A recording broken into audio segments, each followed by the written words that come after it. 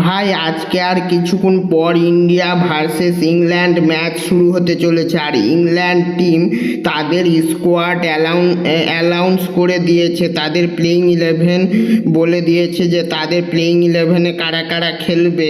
Feel Salt, Jos Buttler, আর তাদের captain Harry Brook, আর জেকব বেথেল, আর টম ব্যান্টন, আর স্যাম কারান, আর উইল জ্যাক্স, আর লিয়াম ডসন, আর জোফ্রা আর্চার, আর আদিল রাশিদ, আর জশ টাং।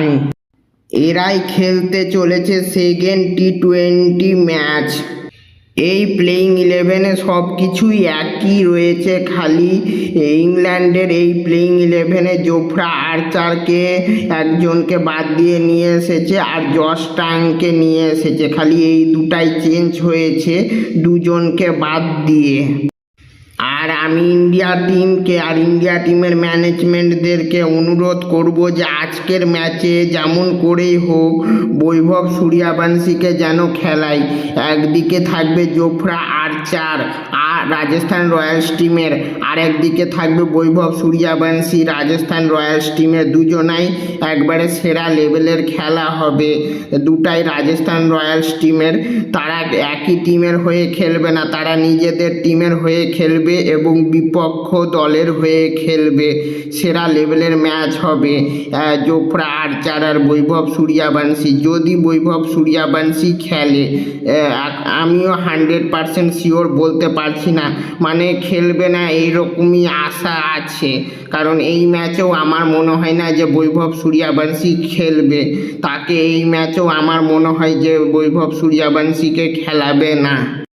আমার মনে হয় যে এই ইন্ডিয়া টিমের প্লেইং 11 একই রাখবে, যেগুলো তারা আগের ম্যাচে প্লেইং 11 রেখেছিল। যদি কোনো এক দুটা জায়গায় ছোটোখাটো চেঞ্জ করতে চায় তাহলে চেঞ্জ করতে পারে, সেটা বলতে পারছি না যে কি চেঞ্জ করতে পারে, কিন্তু করলে করতে পারে।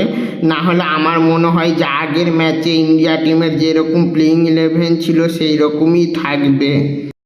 কিন্তু যদি হয় তো আমার অনুরোধ থাকবে যে ইন্ডিয়া টিমের হয়ে বৈভব সূর্যবংশীকে এই ম্যাচে খালি একবার নামিয়ে দিতে, খালি একবার। তারপরে যে তারা যে বাতা ফাড়বে, যেভাবে মানে কাপড় খাঁচার মতো তাদেরকে খাঁচবে, সেটা সবাই জানে। খালি বৈভব সূর্যবংশী আর অভিষেক শর্মা দুজন মিলে সেরা পারফরমেন্স দিবে।